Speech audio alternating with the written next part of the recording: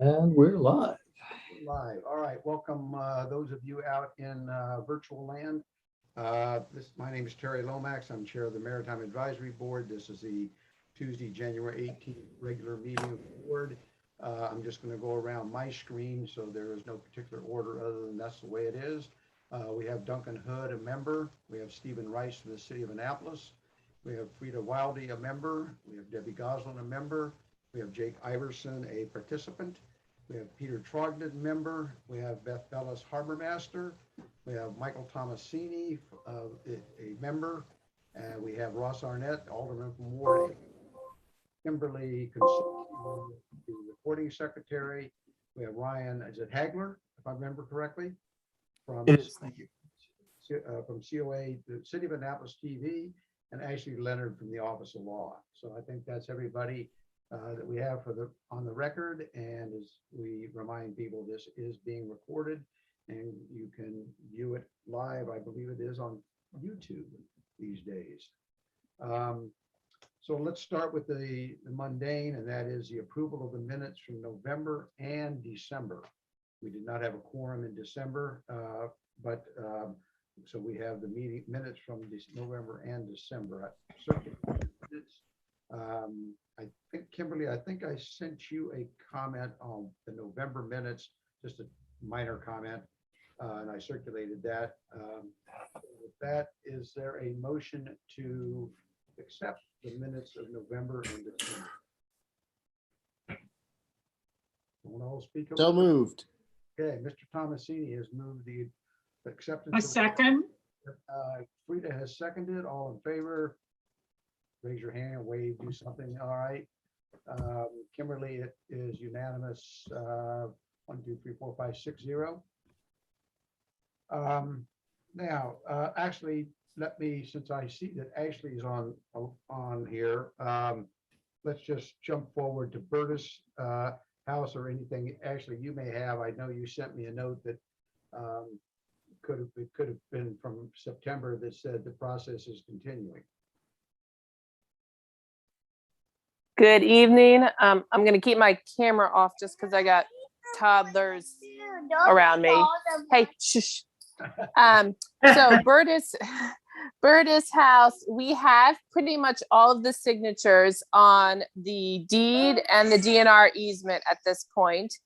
The MHT easement still has to be signed and we still have to do a formal closing. But I'm waiting for permission from the Attorney General for DGS to go ahead and schedule all of that. So that's where we're at. That's inch by inch, I guess, would be probably the best description. Or document signature by signature. Something else, the report. I don't think there was anything else on the agenda for you. Sorry, I have laughing toddlers in my background. That may be more entertaining than the meeting. So I'll hang in there. I'll try to hang in there for the next half hour or so until bedtime stuff really happens. But yeah, I will continue to keep you guys posted on Burtis. It's been a long haul. They decided they needed original signatures from every member of the Board of Public Works. So that took a while, especially with COVID procedures ramping back up. So hopefully within the next month, I hope, fingers crossed. So.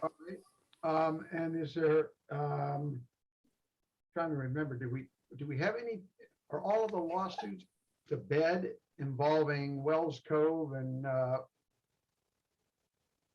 or is anything still percolating along? No, I think we're good. The condo association gave us an easement. It might not have been the easement everyone's happy with, but we did get an easement out of them. The lawsuit, I believe, has been resolved or is winding itself down at this point. And I know there's been several meetings out at the site about how to sort of use the easement area to improve it for public access. Okay, and it goes down to the water's edge, but does not include entering the water, if my recollection serves me. That's correct. The easement doesn't give us any access to water rights at this point. That might be something the administration pursues at a different point, but at this point, we took the easement that they were willing to give, and so that we at least have something down there. Okay. All right, does anybody have any questions for Ashley at this point? All right, we'll jump back to the regular old business agenda. On the maritime zoning, I think as we noted back in the December meeting and really November, the 02521 did pass. I don't know if it has been codified, and I think I sent everyone a copy of it after it was signed and everything was integrated. I have not heard anything further. It would not be unlikely that there, as it was all put together with all 17 or 18 or 11 or 12, whatever the number of amendments were, that there will be some inconsistencies that might require revisiting at some point. And then there was also sort of left hanging out was the issue of some of the, in particular, WMM properties and the non-waterfront properties that were not addressed directly in that in 02521, that we had made a commitment to revisit at some point. There was a FOIA request filed on a number of individuals within the administration, which has sort of put that effort on hold until those are resolved. And I think it's sort of taken some of the enthusiasm out of going forward at the moment. But I don't know what the sort of the status is on that, and it's not really part of our purview. But that's where we are with that. Second item, the AA County, I have been remiss in not creating an assignment schedule, but I think if I remember, maybe wasn't actually somebody, I think, sent me the list of the schedule for the meetings of the county board. And I think what I will do is probably hopefully starting in February, we'll just do it alphabetically. So Scott, you may be the first one that gets to sit in. I think those are virtual meetings anyway. So you can sit in on that one. And then we'll just, take them alphabetical and just keep our ears open as to what's going on at the county level. It is helpful to know. And Rick Frankie was the person who always stayed on top of that. And but we'll just take turns on that. And do you know how we get the link to the meetings? I just have to, I'm on their mailing list, and I'll just have to follow up with that. And I'll get that to you in time. Okay. I hope. Mr. Rice, what's happening economic development wise? Oh, not much at all. Other than outdoor restaurants? Yeah, on December 23rd, the recovery zones were reauthorized by the mayor under a state of emergency, and also the issuance of an executive order. So what this does essentially is authorize the use of parklets on city property, and also the use of private parking lots for outside dining.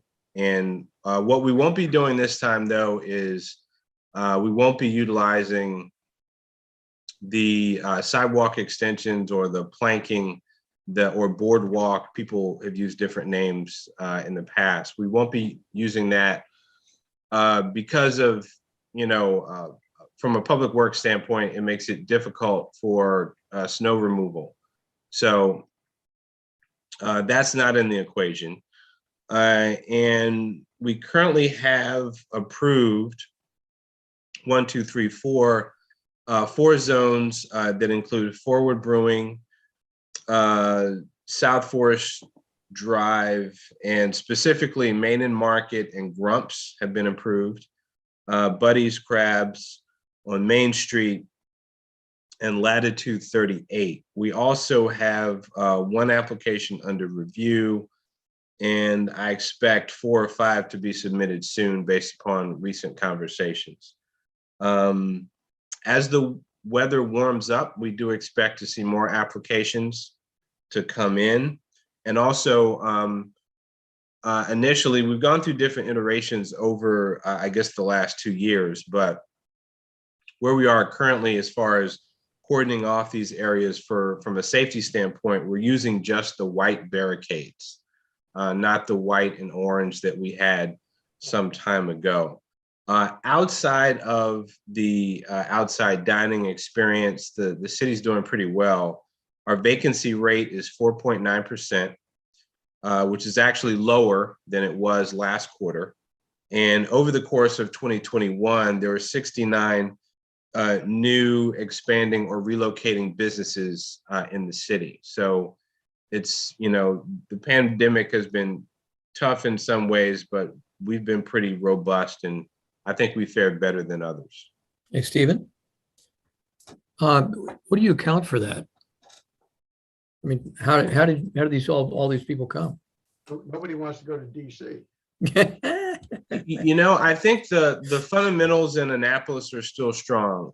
We have beautiful water views. I won't quite say water access, because some people have more access than others, but there's some water access. There's beautiful views of the water.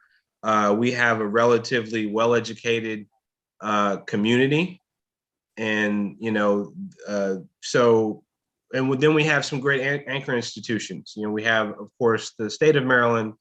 We have the Naval Academy. We have St. John's, and so just from a fundamental standpoint, it's a beautiful community that has a lot going for it, even in a pandemic, and I think that kind of bears out. Do you feel like this is kind of a result of some of the marketing efforts that have been put out in the last year? Well, I would like to say that the hard work that has been done on the part of the city has played a role in making businesses feel welcome, and businesses that aren't here, and also from a retention standpoint, making sure that the businesses that are here, their needs are met, so they don't have any reason to leave. So I would hope that has played a role. Stephen, this is your chance to take a bow. I mean, Yes. a lot of it, Duncan, is due to the hard work of Stephen putting together a small business recovery task force and guiding that mission in the right way, and helping small business owners get to the resources that they needed to survive.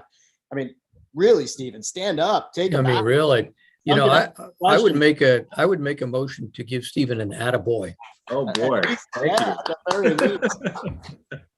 I would take a bow, but if I did, you might see that I'm thinning at the top. So Not as much as I am. I resemble that remark. Stephen, what determines when the state of emergency will be ended again? I will defer to Alderman Arnett on that question, but I know that the trigger for the state of emergency was what was happening with Omicron, and I think it's the case rates, the positivity rates, the hospitalization rates, and all that kind of bad stuff. So. Yes, sir. Would you like to hear from me or not? Yes, sir. Sure, if you have an answer, that'd be great. Well, the council passed the 90-day extension of the mayor's state of emergency. That takes us to 11 April, but we were quite clear. I think Alderwoman Finlayson stated that we're doing this because of the big upsurge in Omicron, and if Omicron takes a big downsurge, we will reevaluate the state of emergency, the basis supporting that. Speaking not about matters maritime, but matters in Stephen's realm with restaurants and businesses, and having talked to some of the restaurateurs, this makes for kind of an unstable situation. It costs a lot of money to invest in tents and tables and barriers and things like that, only to find the state of emergency whisked away. So I know for a fact that the mayor is working on more permanent legislation vis-a-vis outdoor dining, and commensurate with that is legislation for permit parking of some sort in various areas. Mike Tomasini can speak to this as well as I. In Ward 8, ECA, EBA have formed a work group to look at permit parking.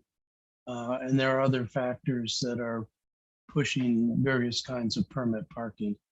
The thinking is at least 95% of the people that live in the city, vote in the city, like outdoor dining, want outdoor dining.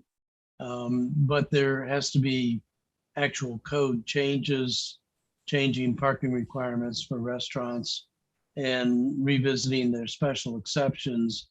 And I believe that's what the mayor has the Office of Law working on. So there, and Thank you. as a resident of Eastport, I am well aware, as Ross is, I'm sure, that there is a tension between those that believe that there is not enough parking and those that want to expand outdoor dining that has its own parking implications when you start taking even a few spaces off of various restaurant parking. And so I sent everyone a copy of the letter from ECA to the Planning Commission. It was written in response to the electric mobility plan, which we'll get to shortly, 4021, but it did talk about the ECA being engaged with the EBA and Alderman Arnett and the city manager regarding overlapping or interrelated problems, not only that restaurant expansion in terms of taking up parking will bring about, but also whether or not the electric mobility plan also will have implications in Eastport and other areas for parking. We'll come to that in more detail when we take up 4021 generally. But all of these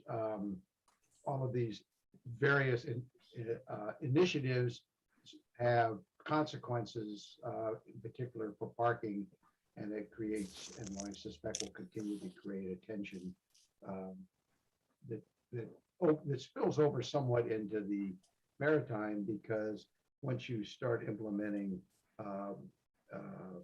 parking restrictions, say for example in Eastport, it has implications for Wednesday night races, it has implications for weekend races, it has implications for people coming down and going cruising for the weekend or for a week.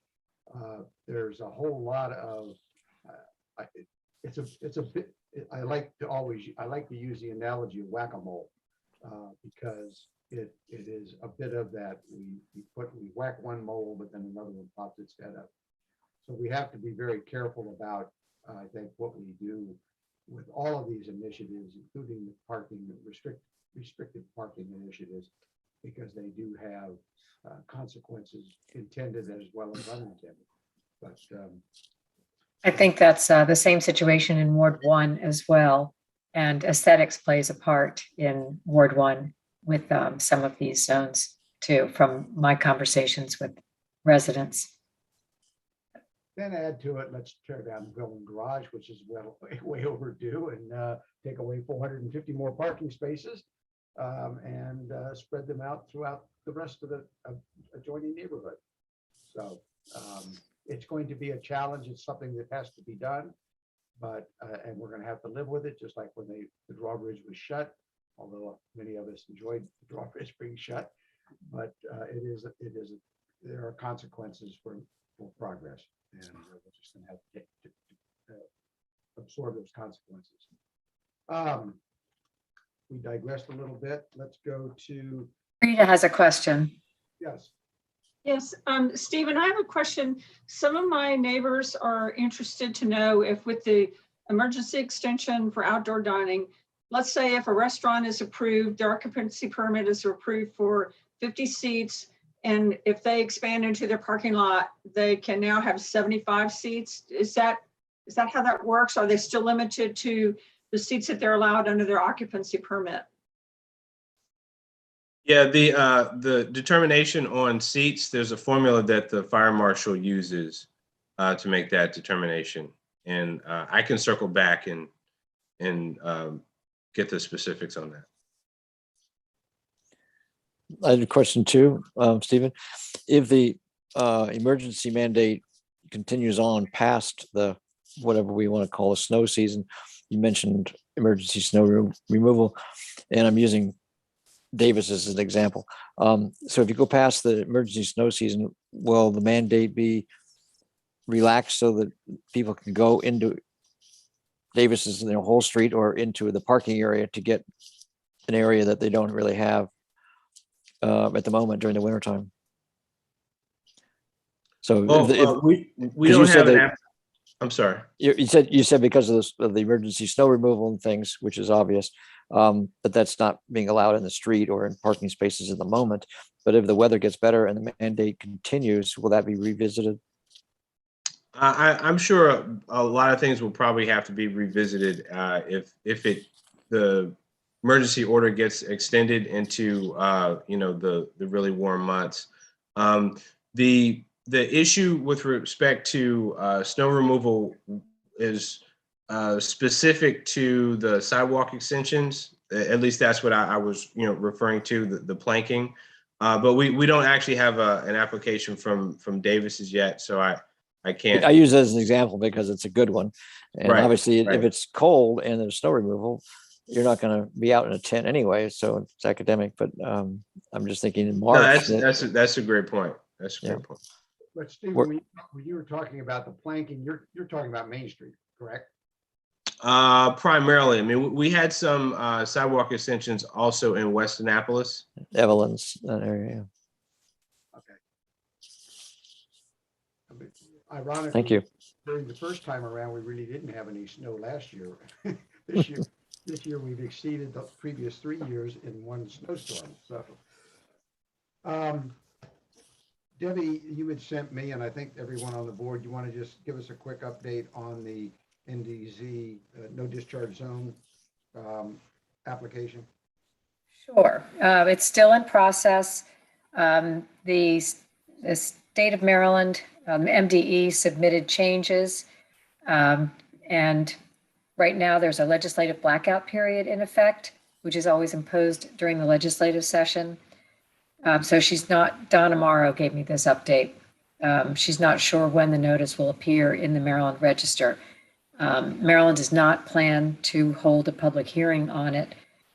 But what they anticipate is that the no discharge zone will go into effect July 1st, 2022 for all vessels except for U.S. Coast Guard inspected passenger vessels. And for them, it will become effective July 1st, 2025. And that's to give those vessels an opportunity to make whatever changes are necessary during their every 3-year haul out, which is a significant process.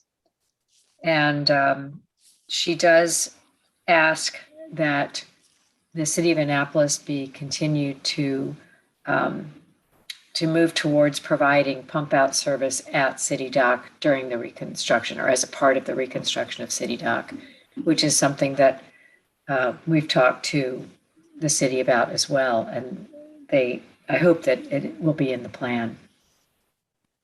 So, Debbie, when I read that about the pump out station, and I know back with the City Dock Action Committee, made recommendations, I think, to that effect back when it made its report. But it probably is something that probably needs to be reiterated from time to time to Eileen and perhaps David Gerald and the mayor that that would be an integral part, should be an integral part of particularly the commercial, the areas of commercial utilization on the dock at this point. Right, doesn't hurt. There's a lot of moving parts in that project, and I'm sure a reminder once in a while will be helpful. All right, Beth, street and parks. We still have them. You don't show that you're muted. Say again? There you go. The street and parks. Progress on street and parks. So we're always making progress there, but it's very slow because that's just how government works. And we're making really good progress at Cheston. We're making slow progress at 6th Street. We have money for Thompson Street and maybe Amos Garrett. And we're doing we're doing we did a big like a big like picture, I don't even know what to say. We're checking on all our street ends and we're doing like a big like check on that. But it's just not going as fast as I would like it to go. So it's one of the street ends that we had talked about, and I think Scott Allen had some more personal knowledge about was the end of 3rd Street, where there is some nuisance, tends to be some nuisance flooding, and I think some repairs. Was it anything been going on at 3rd Street?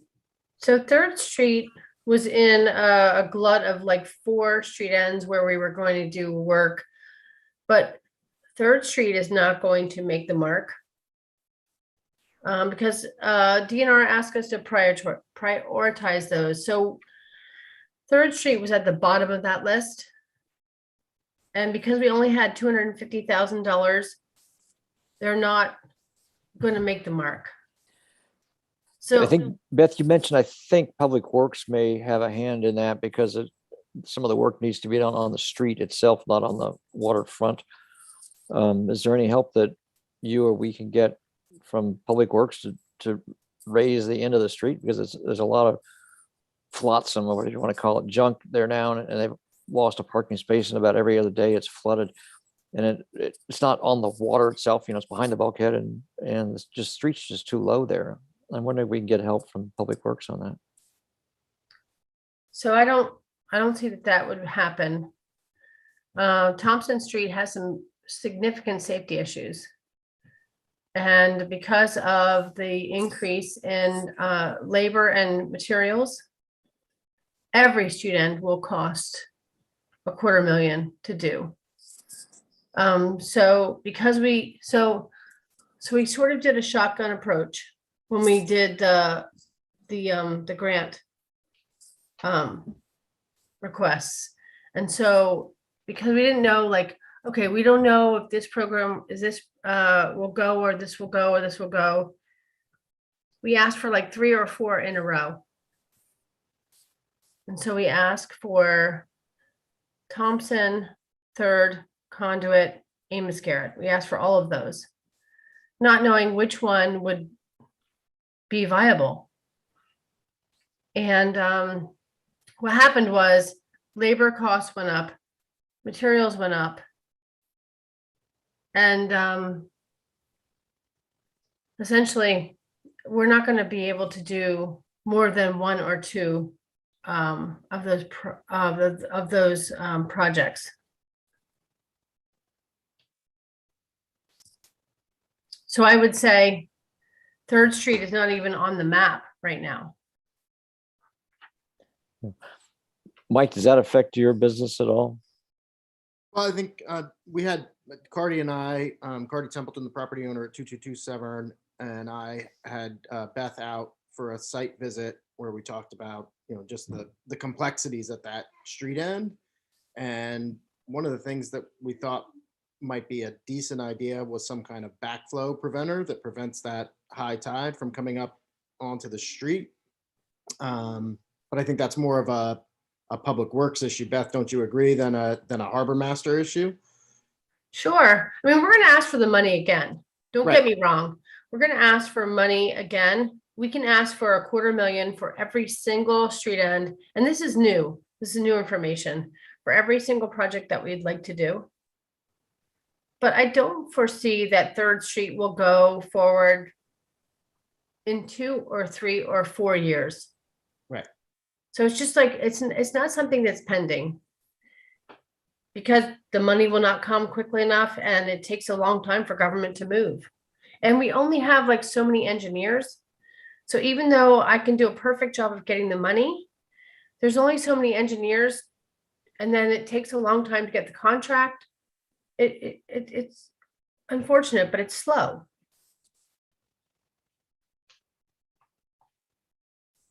If there's not a health or safety issue, it takes a long time. Sadly. Yeah, has Ross Arnett's voiced anything on that? Because it's on his land, so to speak, in his ward. I mean, what I would say to Ross is we're working on 6th Street. We're working on Cheston. We're working on 6th Street.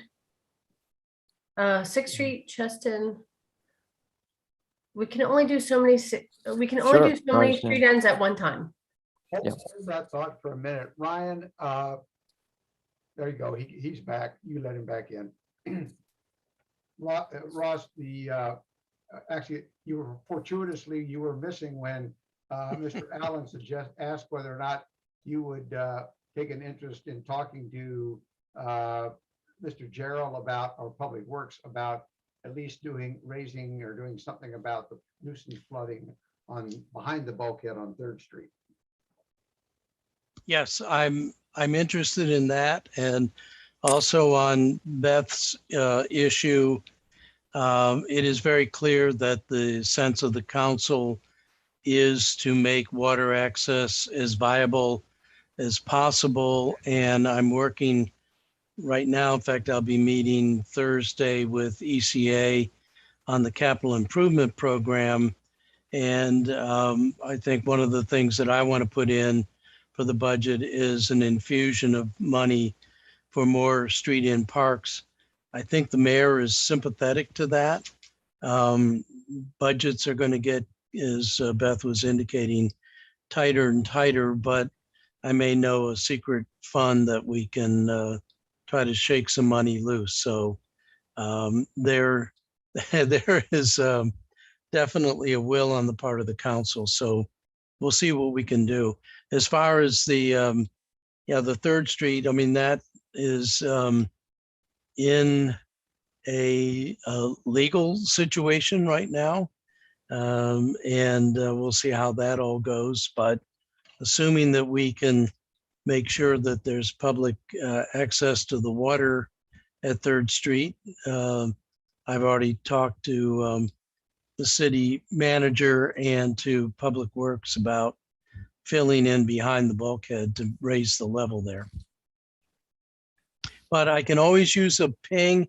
Anytime you send me emails, I will respond to you, but also forward it to the appropriate parties in the city government. So keep sending those emails and I will respond, but also forward it on to the people who can pull the levers. Those levers, hopefully they're not on a slot machine. I'll take it as long as it comes up 3 bars. All right. Sounds good. Anything else on street end? Actually, one other one, and it's not really a street end per se, but Hawkins Cove. Beth, is there any, or actually either one, is there anything moving on Hawkins Cove that we should know about? I do not have any information about Hawkins Cove. Okay. All right. Let's turn to new business. And the first item on there, somewhat ministerial, is the annual report which I have sent everyone a copy of the draft annual report. And I will look for any comments that might be forthcoming about contents. Basically, I typically go back through the minutes and capture from the various minutes throughout the year, the topics that we have discussed or addressed or done legislative reports, et cetera, on. And I have done that again in this report. So let me first of all see if there's does anyone have any comments on what I circulated for the annual report? Hearing none, I will nobody wants to jump in and take it over. So hearing no comments, I'll take a motion to adopt the annual report, which event I would then forward it on to the city clerk. I'll do that. Second, And all in favor? You betcha. All right, I will deal with that tomorrow and get that off to the city clerk. All right, electric mobility. I sent everyone the legislation, the proposed legislation. I also sent everyone a copy of the letter which I mentioned earlier about from the ECA, with expressing that sort of a sideways expression of concern as to its impact on the potential impact on parking and the infrastructure, in particular in Eastport. There were two things that came out to me in this. One was just sort of the overall concept, which I think we probably all would agree that moving away from fossil fuel mobility is always a good goal. There are obviously challenges in terms of converting this to an all-electric fleet, in terms of everything from charging to maintenance, et cetera. But the two things that jumped out at me was if we are running these circulators and we're running vans and we're running a particular electric boat and a ferry service, the impact is going to be into the neighborhoods. And I think we have to be, my concern would be to be very careful. The other issue that in particular with the ferry, an electric ferry service, I question why the city needs to be in the ferry business when we have adequate water taxis. And I'll defer to Debbie and Jake as to the status of their water taxis vis-a-vis electrifying them. But it seems to me we have a perfectly workable system within the city that at the very least, any electric boat process or proposal for Eastport should be integrated with or become just simply be part of our existing water taxi service. The city doesn't seem, it seems to me the city doesn't need to be in the competing business and buying an electric ferry. I don't think that the picture I saw of the particular model of boat would pass Coast Guard muster. Maybe Beth, you can tell us more on that, but I think there would be a lot more stringent requirements for a passenger ferry from Eastport, and I do worry about the amount of parking that it then would encourage in Eastport just to jump on a ferry. I'd love to speak first. Right. So the first thing I would say is this vessel is not American made. And the Coast Guard does not take kindly to approving a vessel for passengers if it's not American made. And oftentimes, no matter how hard you work for that, they won't. The other thing that I would say is if you look at the construction of the vessel, the whole back end is open. And if you think about, if you imagine this boat going out in 2 to 3 foot seas around Spa Creek with all kinds of passengers, including children or handicapped persons, And if I'm the person that works for the United States Coast Guard that's going to approve this, I'm going to say no. I'm never going to approve this vessel. So in my mind, this vessel is never going to be approved for passengers to be going. I don't even know. So I can't remember off the top of my head. I feel like it's like Sweden, or I don't even know if it's built in where it goes in canals and stuff. So if I think about the weather and the waves in Spa Creek and around in the main stem of the Severn, and I think about the people that would be on that boat, if I'm the person that works for the Coast Guard, I would never approve that boat to carry passengers. And I'm thinking, like, I'm remembering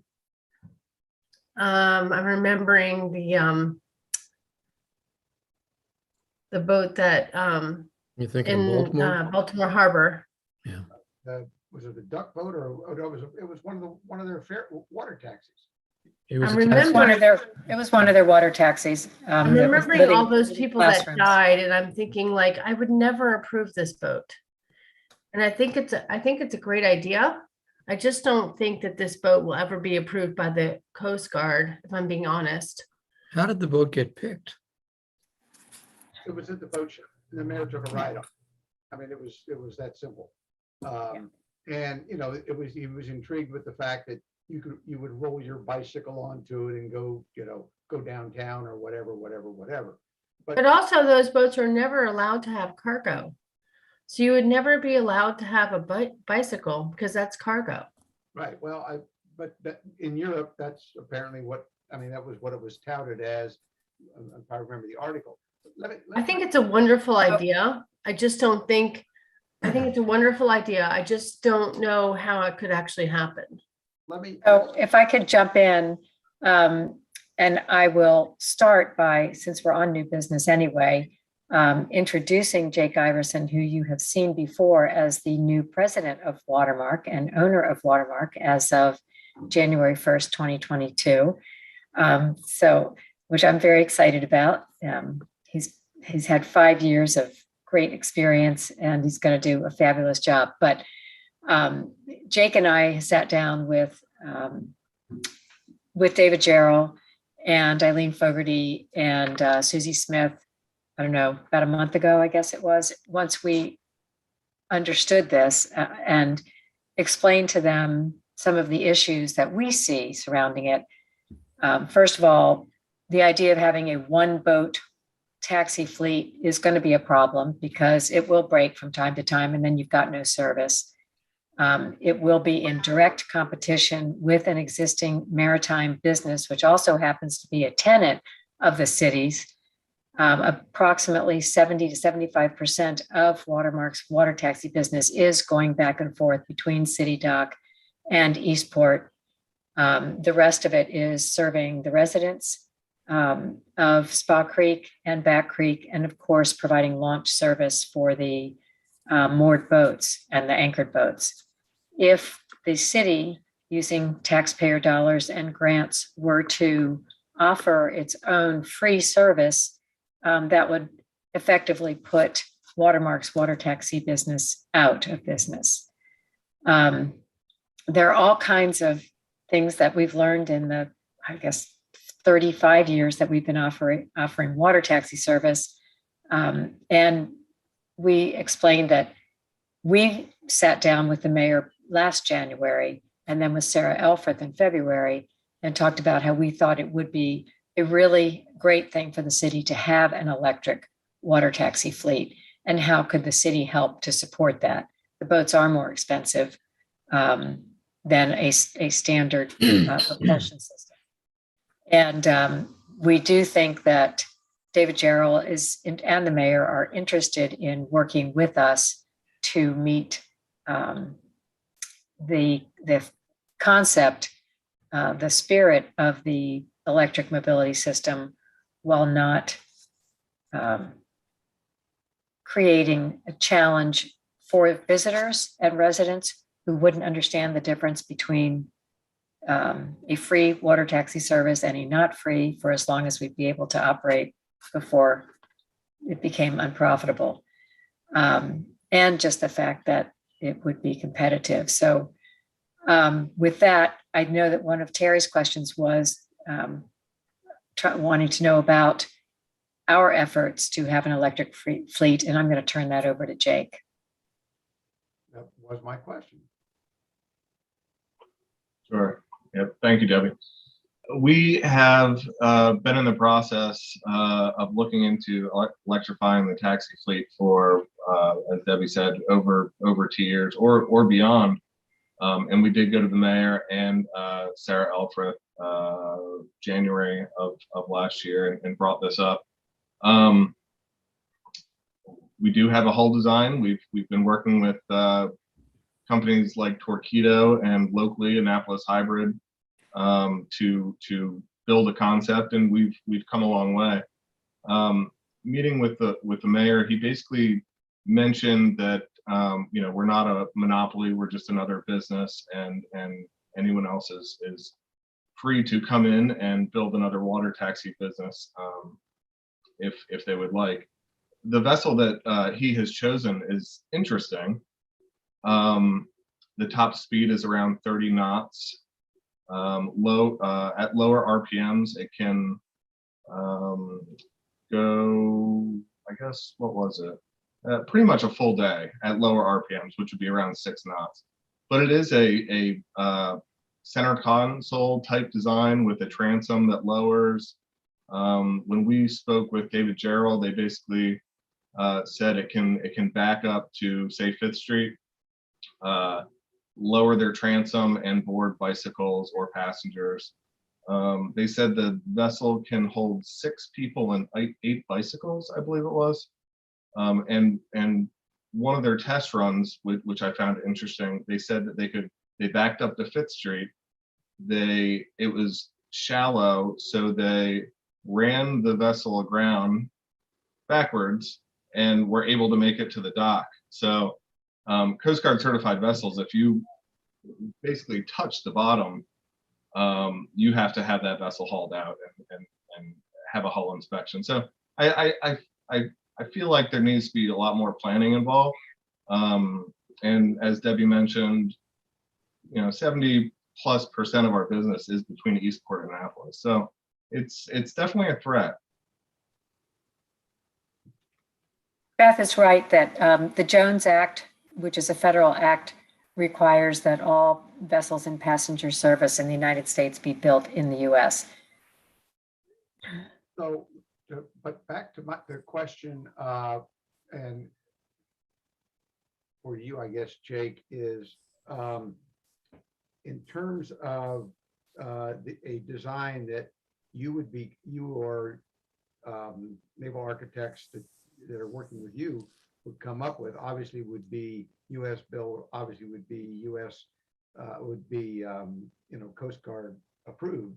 Are they able to incorporate some of the features that the city thinks is important, such as being able to put a bicycle on them? Let's skip for the moment whether or not a bicycle, a personal vehicle bicycle is cargo for purposes of the Coast Guard, or are they essentially an electrified version of the current water taxis? We are trying to come up with we have come up with a new design. As far as bicycle racks, I feel like that would be rather easy to implement on any type of watercraft. I mean, that would just be some sort of rack that's easily accessible on the side of the vessel. So yes, we could incorporate things that the city wanted. They have not reached out to help us understand what exactly they're looking for. So that's to be determined. As far as handicapped accessibility, the only thing that I've been able to find is a hybrid model, or I'm sorry, a diesel electric. So mostly it runs off electricity, and then you have some sort of generator that could power a possible lift or a ramp to get a wheelchair on board or something like that. As far as having the vessel hull built in the United States, yeah, that definitely needs to happen. Speaking with the mayor, he mentioned that he's looking for opportunities around the city to have that Swedish company come and build their hull over here. Interesting. So let's turn back to the legislation specifically at hand, and it does go before the Planning Commission. The current legislation is, I think, and I'm just pulled it up, is to amend the capital budget to include in the fiscal 22 budget, basically some modest amount of $330,000 of equipment acquisition and $100,000 in planning, but just simply to put that in the budget. Ross, do you have any more indication as to what the $330,000 portion would be? Because I know they're talking about circulators and vans and circulator buses, what that would be geared towards. Yes. So first of all, this has already been before the Planning Commission once. The commissioners were all gaga over this. Both the mayor and the city manager spoke to them, but I don't think the commissioners really, or many others for that matter, really understand the legislation. This is a modification to the current fiscal 22 capital improvement program, the capital budget, and the initial monies are for feasibility studies only. There's no monies to buy really any equipment, but the priority equipment purchase will be for electric buses, which don't face the Jones Act and many of the other Coast Guard kinds of things that need to be negotiated, and I think are of a higher priority with council members. After it finishes with the Planning Commission, it'll come to the Finance Committee. I've asked that it also go to the Rules Committee because I think there are some legislative issues with it. But in any event, I keep telling my good friends at ECA and EBA, don't get too agitated. This is a long, long way in the future. Even if we were to be able to order the Swedish boat, which we can't now, it's a year and a half for delivery. The issues, and Debbie, you and I talked at the employee Christmas party back on December 6th. The issues of competition and the city getting into this are quite challenging. I think that the city manager has a more sober assessment of this. Nevertheless, I think that all of the issues that have been raised at this meeting are relevant in terms of feasibility study, and they need to get into the hopper. And look, the mayor got elected because of his vision and the excitement of his vision. He had an overwhelming plurality of the votes. I think this is one where he got out a little bit in front of things, and it'll be up to the legislative and administrative functions to sort of tidy up. I think it would be great. I keep saying to him, you ought to go to Eastport 32 and see if they can build the ferry. Yeah, I mean, let's bring it right home to Eastport. We can go over where the Gemini people used to be and start a production and bring Maritime building back to the city. But I think you need to do your due diligence and make your comments, but I wouldn't be overly agitated. In talking with David Gerald, the city manager, he said exactly what Debbie said, that this is going to be a public-private partnership if it ever happens.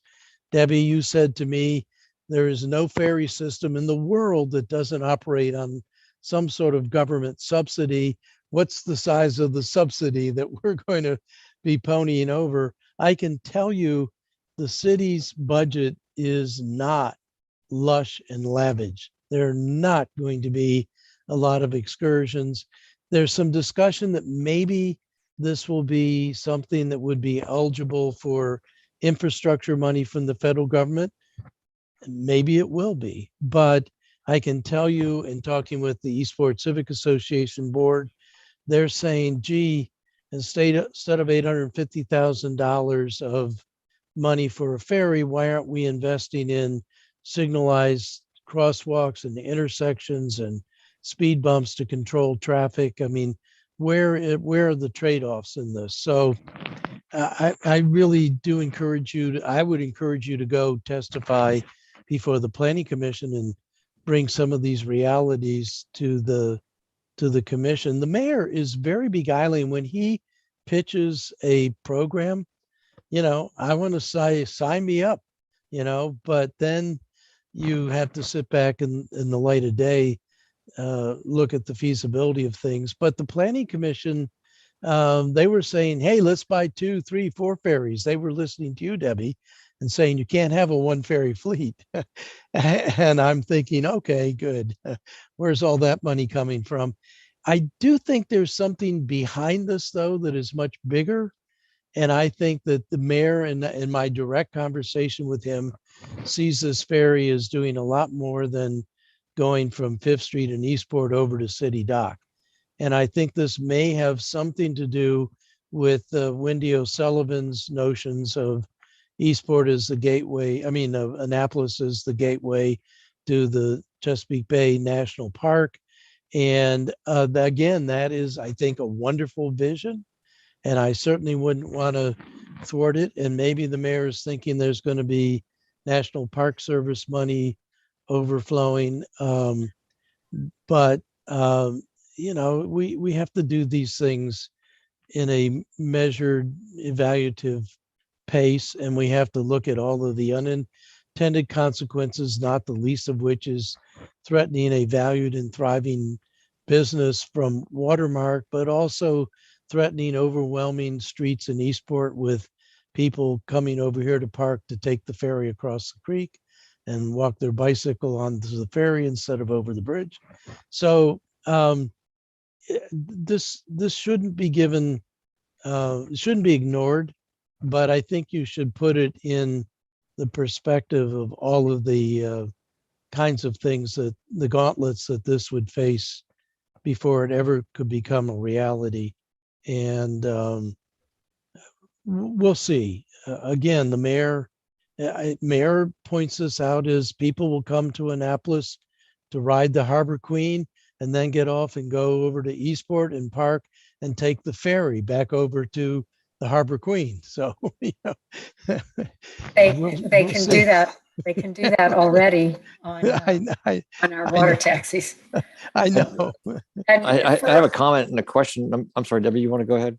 just one more thing. It's important to not buy or spend money that you can't get back on the wrong boat.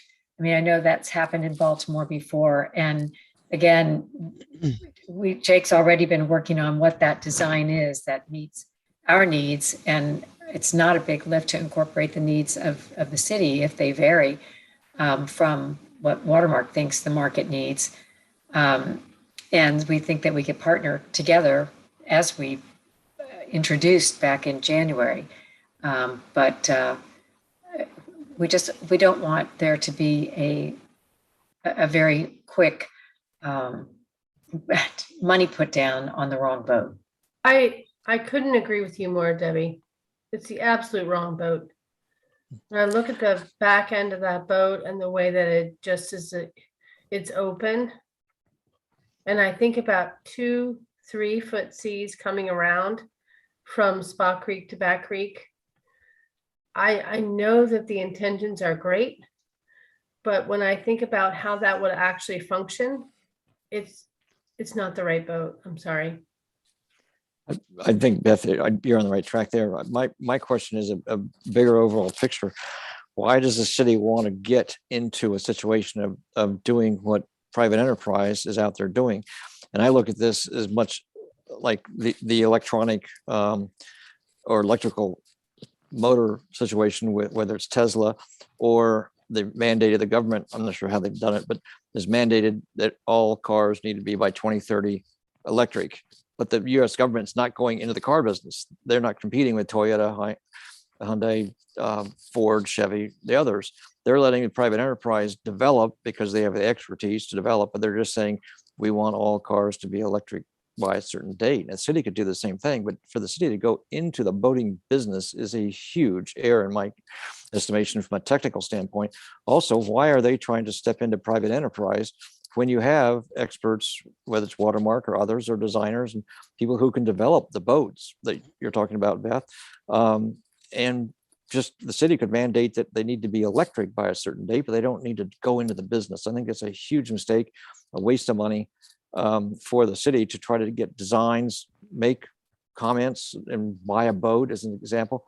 Let private enterprise do that because we, whoever have that expertise. In a town like Annapolis, you've got more expertise than almost anywhere in the country that could design a boat. All the city needs to do is say, we want them to be electric powered for the city's sake. I would say two things. I would say that the city's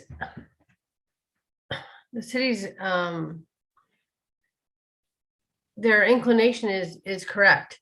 You know, they're trying to do something that's so right, and they're trying to do something good. But when we think about where electric cars are now, they're just barely okay. If I want to buy an electric car, I'm thinking, oh, the technology is just only there. Yeah. And there's hybrids, so the hybrids are They're paving just the way. only there. Yeah. And electric, and what I would say about boats that are electric is they are not there yet. Mhm. Unfortunately, they're not there yet. The city itself should develop the electric boats, is my point. Much as if, do they want to have electric school buses?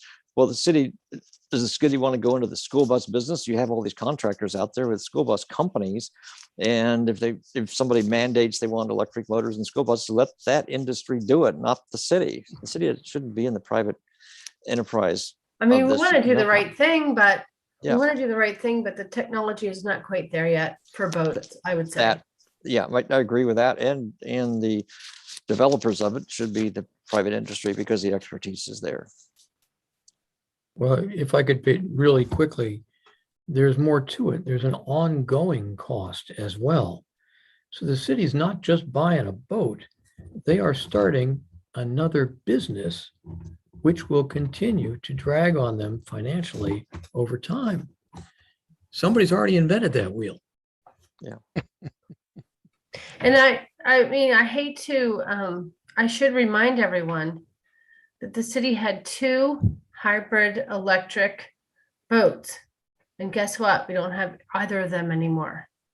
And I know they were front page news, and I know that they were a great idea, but neither of them worked. Neither of them functioned. So we had a hybrid electric pump out boat, we had hybrid electric patrol boat, and neither of them had any person that would work on them. They cost tens of thousands of dollars and they didn't function. And they were a great idea, but they didn't work. So now we're back to outboards. So I would love to have electric boats, but I don't feel like we're there yet. Not yet. I would just like to say that the city own and operating an electric ferry makes no sense to me at all. And I agree with Beth and Scott and Duncan completely. I heard they were going to do a boat show next, Peter. Thank you. Ross Thank has you got for lots that. of money. Ross has lots of money to do all these things. I know, right, Ross? But the boat show is going to be in Ward 3. We're gonna dredge. And nothing but electric boats in the show. We'll dredge up toward 3. So let me, this ordinance has been referred to us officially.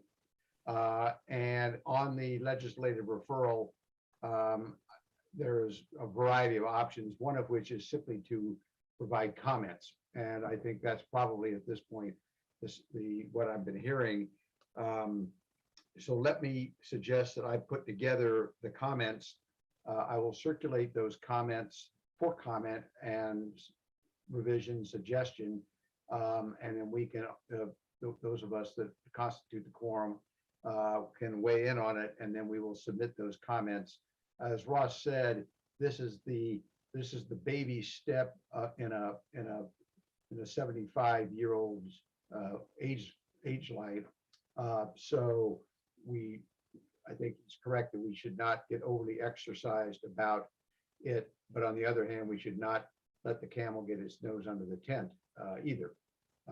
So with that, if anybody has any differing ideas, certainly let me know. But I think that appears from the comments that I've heard so far to probably be the approach to Did take. you say let the camel get his nose under the tent? Yes, Because I never heard that. you've never heard that expression? No, I've never heard that. Oh, it's a great one because once the camel gets his nose under the tent, the camel keeps going under the tent. What does that mean? It's from back when all the way back to the Crusader times, as they went out and they encountered the Arabs who lived in tents. Once the camel gets his nose under, if you don't have it staked down enough, there goes the tent. It was more the Arabic and equivalent of getting your foot in the door.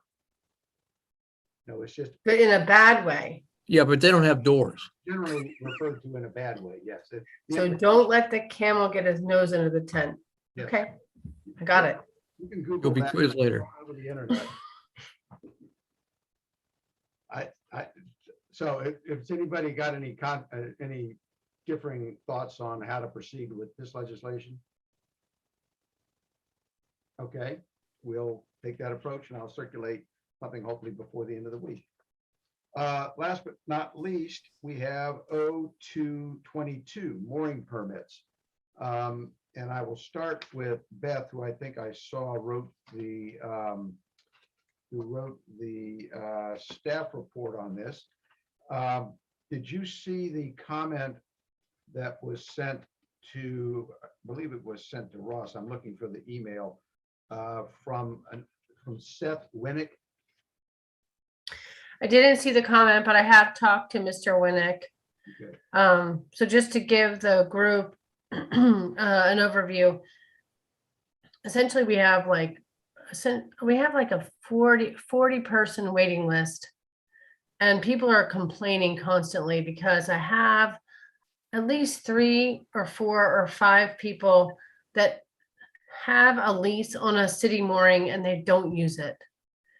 And I happen to know that 2 or 3 of them have no particular use for the mooring. So maybe like I have like a waterfront pier and I keep my boat on the waterfront pier, or there are several different issues going on.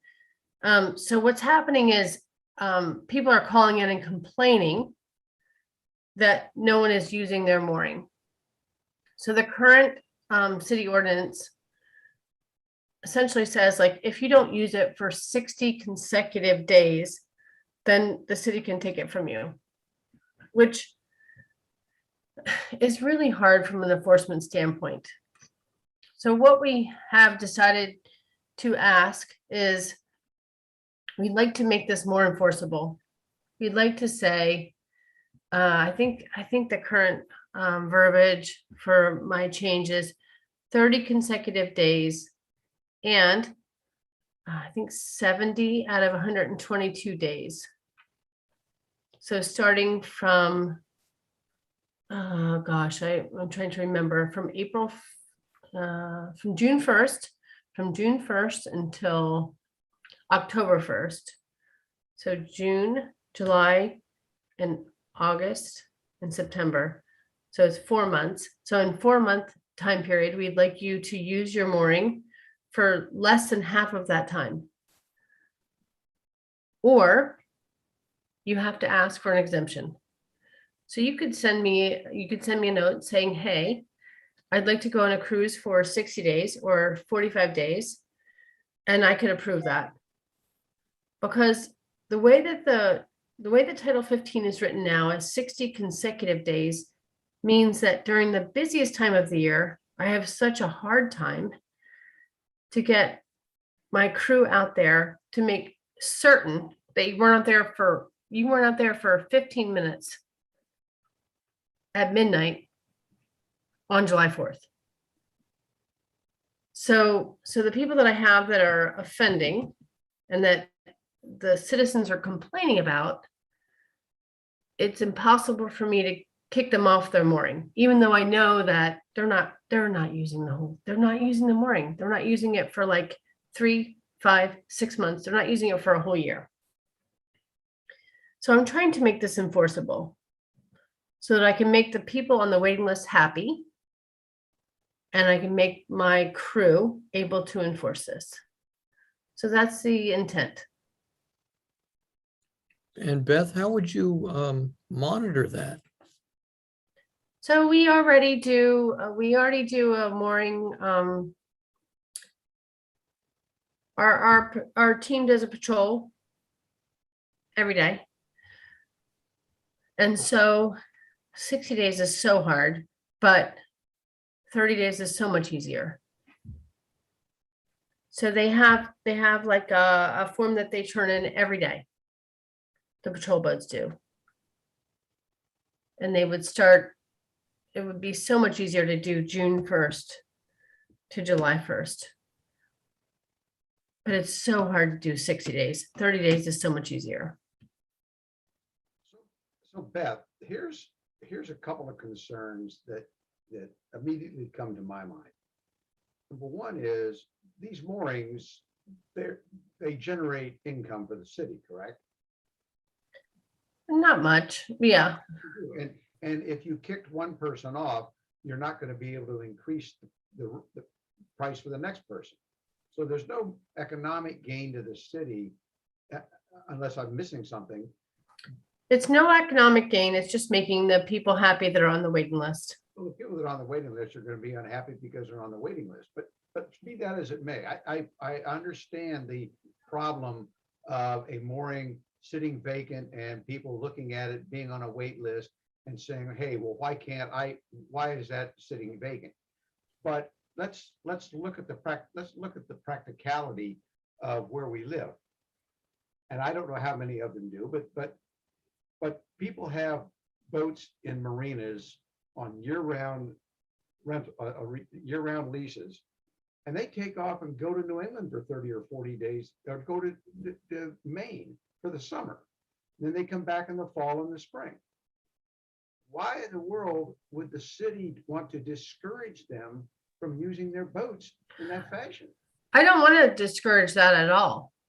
What I want to discourage is people that aren't using the bow at all. I have people that are not using it for the whole entire year. This legislation says 30 consecutive days. If I got on my boat on June 15th and came back on July 16th, I don't have a place to go. Yeah, but you can also ask for written permission and I will give it to you. Well, then let's, what if we were to say, if I notify you that I'm going to be gone that period of time, and you then are free to use that mooring during that period of time, just like the marinas do, I would have less problem with this. But I really have a problem because I know I have friends who go off for the summer because they get out of Annapolis in the summer and they leave and they go to New England and Maine and Mr. Fegley, they go away in the winter, and they should not be discouraged from doing that. So I hear you and I agree with you. The problem is it's going to cost the city a whole lot of money to sublet. So how about if you're just allowed to ask and then you get that? well, I mean, you can. So if you want to go for 45 days, you just send a letter. But the problem is I have people that don't want to use the mooring at all for 3 summers in a row. because you have an adjacent pier and you don't even need the mooring. But I certainly think the legislation could be tweaked or rewritten such that, number one, that is not permission, that is notice. Number two, it can be for a more realistic period of time to be gone. It wouldn't necessarily cover the winter months when you're going to haul the boat anyway. But none of that is present in the current legislation, which just simply says on July 16th, you're out and you have no place to go when you come home. I mean, there's nothing in this. It says you receive advanced written permission. Well, that means somebody in the city who doesn't like that particular leaseholder, but does like the person who's been making a lot of noise about not being on the wait list, you just say no. And that should not be the case. The other problem I have is that, and Mr. Winnick pointed it out, people have personally invested in those moorings. And now you're going to kick them off. I think Mike has a question, but I have more things to say. Yeah, it's not a question so much, Beth. I understand the intent of this, and there are municipalities that have docks and moorings that they manage, and they handle it in a very similar fashion. And the reason is because a municipally owned or permitted mooring is an affordable way to keep a boat. And there are not a lot of affordable places to keep a boat in Spot Creek. So if you're on the wait list, you're on that wait list because you're looking for a place to keep your boat affordably in the city. And if you're not using it, right, if you're a resident who has other options to you and you're not using that mooring, then you're taking up an affordable space than somebody who might actually need it. So my own personal experience, a friend of mine operates a similar business to mine in Cape Cod, in Hyannis. The town of Hyannis has a town dock, and they have a certain number of commercial spaces available to commercial operators.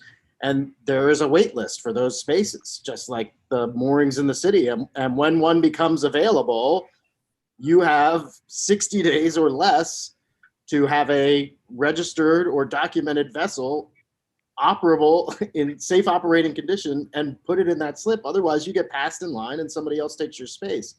So the enforceability of it, I mean, I think that Beth has presented a pretty good alternative in that, all right, so you have a mooring, you're paying the city, we have a contract, and if I decide that I want to pull up and go out on the hook for a couple of months and explore the bay or elsewhere, then I just have to send it to Beth, right? It's basically a contract between somebody who is leasing ground space in city waters and the city.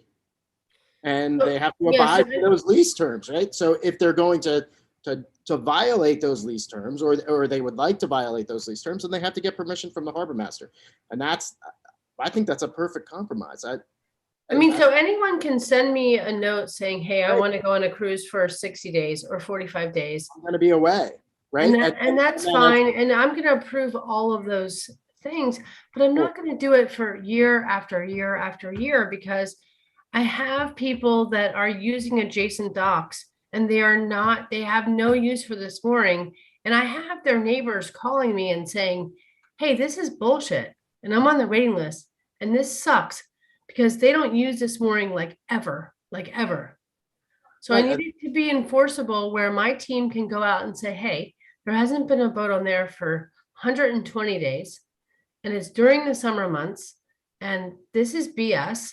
And this person doesn't need this mooring. So they can't hog them and not use them, because the intent of Title 15 is if it is not, it cannot be in disuse. It cannot be not needed. And so I'm just trying to make this,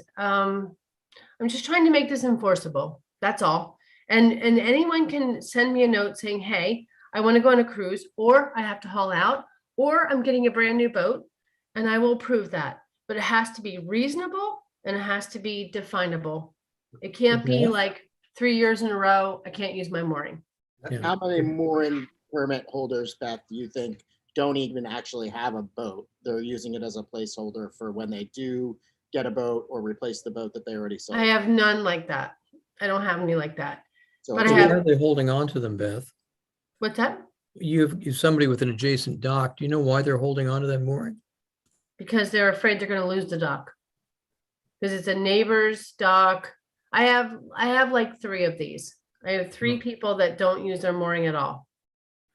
And they're And like, they're- oh, like my neighbor let me use their dock. And so if I have a friend that comes over, then maybe they want to use my dock and then I'm gonna use the mooring. Or they could lease And- their dock. And Yeah, move so their- I have at least 3 of these customers. And it's not that I want to do this enforcement, it's that people are calling me and saying, hey, this is BS. And I'm on the waiting list for years and years. And I don't think this is fair. So Hey, just I've from got the a question. data, hold on one second. Yep. Just from the data perspective, and it can be anecdotal, Beth, but how many city permitted moorings are there? Spot Creek, Back Creek. So Spot Creek has 29. Back Creek has like maybe 5, 6, not many. And how many years is the average person staying on the wait list before they get an opportunity to put a boat? So right now, you're probably staying on the wait list for 2 years or more. How many people are on the wait list now? 40. Let me go I back. can see where you're going, Beth. It's just 'cause I want to honor the people that are complaining because it's legitimate. All right, but Beth, you said it's 3 people. And here's the problem I have with this legislation when I actually read it. And I did actually read it. The first sentence, and this is the problem. The first sentence says a mooring shall not be in disuse for more than 30 consecutive days from June 1st to October 1st, period. No permission provided in that sentence or for that event. The only time that the permissive portion of this comes into play is in the second sentence. In addition, a mooring shall be occupied by the permitted vessel for at least 70 of the 122 days unless the permit holder asks permission. So if I take my boat off of, permission is not a relevant issue if I'm gone 31 days and then come back. I have the problem with the technicalities of this, because the first thing that's going to happen is somebody's going to go to New England, and those people that are on the wait list whining are going to run up and say, it's been 31 days, Beth, kick them off. I'm next on the list. And that to me is not right. So I'm listening very intently because I know that you're an attorney and I'm listening very intently. So How would you like that to be reworded? Because I just want to honor my waitlist people. I just want to make people happy. And I want to honor those people. But how can I reword that? at the very least, it should be perfectly clear that the permission applies to somebody who's going to be gone more than 30 consecutive days also, not just to the 70 out of 122. Which is So you think that the location of that third sentence is wrong? I think its application to only one of the 2 concepts is wrong. At the very least, it ought to apply to both. I'm not sure that. Well, that wasn't my intent. So I'm Yeah. happy to, that wasn't my intent. So I'm happy to move that. Well, it's not moving it, it's adding it, because if you move it from one, you just move it, then it doesn't apply to the other one either. But I think there are, it's a laudable goal for the 3 people to kick the 3 people off that you seem to have a problem with. But I'm afraid the fly swatter is much bigger than is necessary, and is going to, the unintended consequence is going to be somebody's going to come walking in and say, oh, well, wait a minute, they were gone 31 days. And, you know, that they don't get permission for that. Wouldn't it be easier, I'm listening to both of you, Terry and Beth, just to take that 31-day clause out of there and just mandate that it has to be used whatever number of days, 70 out of 122 or 3 No. months out of 6? Why couldn't you No. just mandate it being used? Because then the people who No. are on the wait list. No, see it's no, used. the reason is I cannot send a patrol boat around every single day with a 17-year-old child to know for sure that a boat was there or not there. I have to have something that's enforceable. And when people complain, I need to have something that's reasonable. But I'm hearing what Terry's saying. I think I just need to reword it.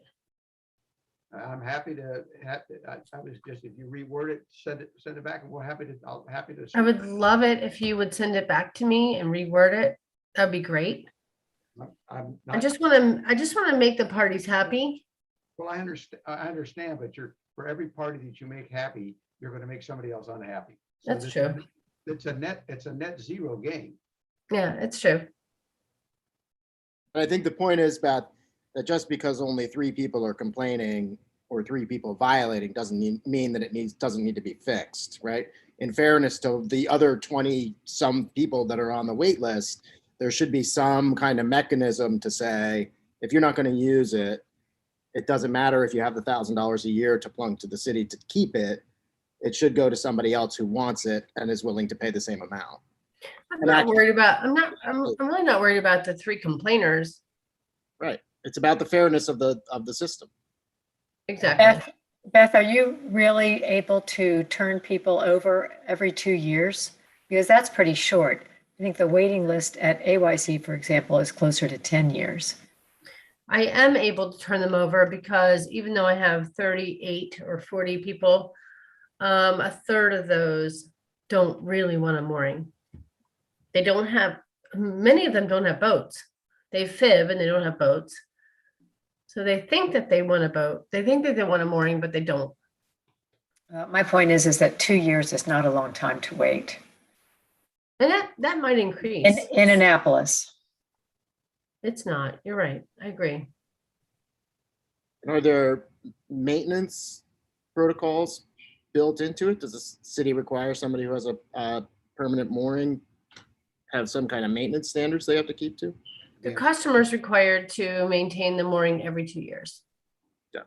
Have it inspected. Yeah. So there's a capital investment that a person who owns a mooring has, which is another separate issue. But I am sympathetic to the person that we have moorings that are not being used, that it would be much better that the mooring be used. But I'm also sympathetic to, because many of us on this board have either have ourselves or know friends who go off cruising for the summer or the fall or the spring or a combination of both, and may or may not meet these criteria. And the word permission as opposed to notice implies discretion. I think that the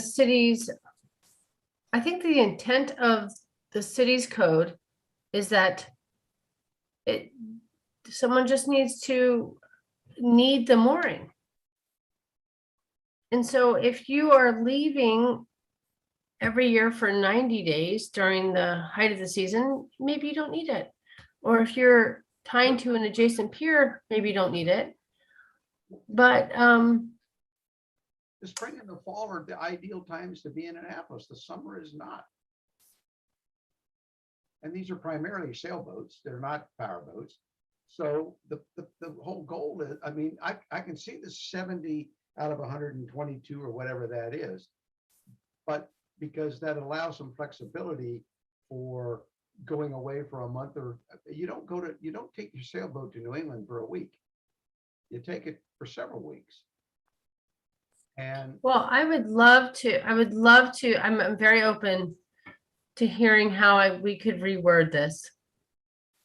But I think also when you have this clause that says that you can ask for and we'll approve it. but if you have some different wording, I would love to hear it.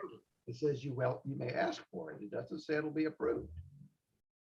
That's where the difference between I notify you that I'm going to be gone, as opposed to I ask for your permission to let me go. And that's a big difference. I hear you, Terry. If you have some better wording, I'd love to hear it. I'm very open to adopting that. let me take a look at what might be helpful. Ashley, you're still on the line. Are you the right person to also talk to? I think you're She's putting. putting babies to bed. Yeah, no, I'm listening. Yes, you can reach out to me, Terry, and we can work on stuff. Okay. Right. I will just simply write up the comments again, since this has to be officially referred to us. So I need to, well, actually, it doesn't say here on the ordinance, but it was later. And Alderman Arnett, I think you indicate, I should have asked you, well, actually he dropped off. So I'm going to also include Ross in the conversation in terms of how we reword this language. Thank you, but I also would like to ask this advisory board, as an economist, this seems like a supply and demand issue. Are we limited to only 34 locations for mooring buoys? I mean, this is the supply side of things. And on the demand side, are the mooring fees so low that people can afford to just hold a mooring for 2, 3, 4 years and pay the price? So it does seem to me like there are some other things that when this gets to the council, I'd like to explore increasing Yes. the supply and changing the price to affect demand. I would ask Duncan to weigh in on this also, but I'm pretty sure that all the private marinas have slips that are available. I think I'm that's. glad, Yeah, I'm I think glad it's you good asked that question because we are asking for a $200 increase in fees. It's still cheap for Annapolis. It is It's- super Well, cheap. it's very cheap, and I will also say, I can't imagine that we can create more supply. We've got moorings in Weems Creek, Back Creek, Spa Creek, God knows where else.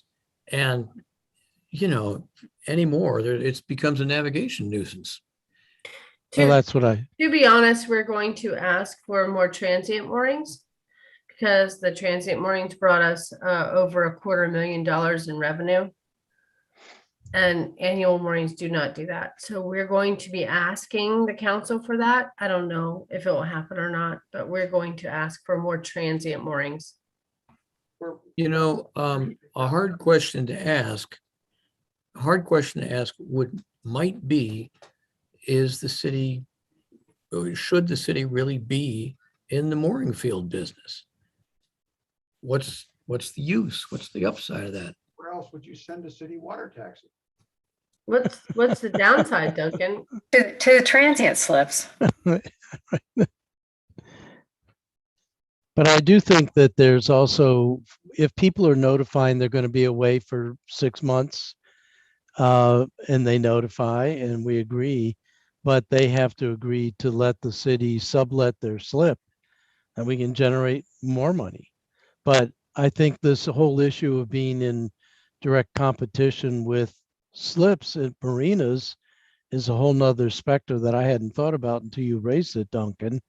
We don't want the city, once again, being in competition with ferries or in competition with the way people dock their boat. So I think this legislation really raises a lot of broader questions that MAB and the council should be thinking about.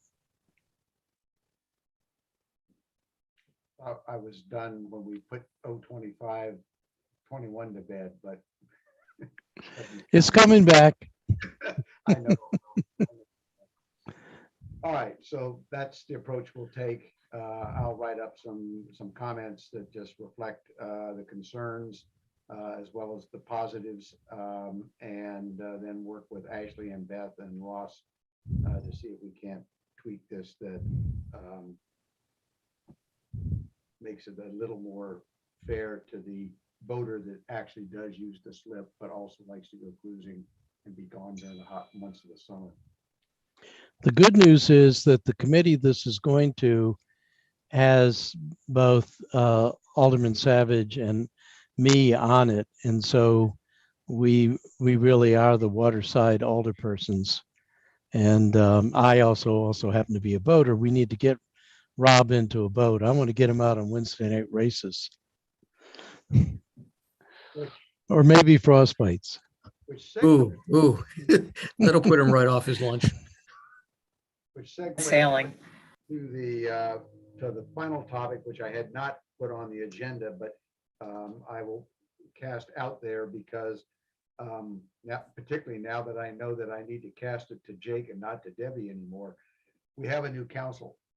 And traditionally, we have offered the council and department heads I'll call it a tour, for lack of a better word, a visit on the water, and which Watermark has hosted. So I would ask that you give that some thought to doing that again this year. We have several new council members and several current council, prior council members who could probably use a refresher course from time to time on that. Typically runs about 2 hours. And I think we've sort of vacillated between leaving from Back Creek or leaving from Spa Creek, and basically encompass Spa Creek and Back Creek, but not Weems Creek. So if you all will, Debbie, if you'll just talk to Jake about that. Obviously, we've done it in several years past, usually the first year of the new council. I'll put that on the agenda for February because typically. I'm sure he'd welcome the opportunity. I think, Terry, you have to do it in 2 shifts because if you get over a certain number, it becomes a council meeting on the boat and you have advertising and other things. So it has to be public.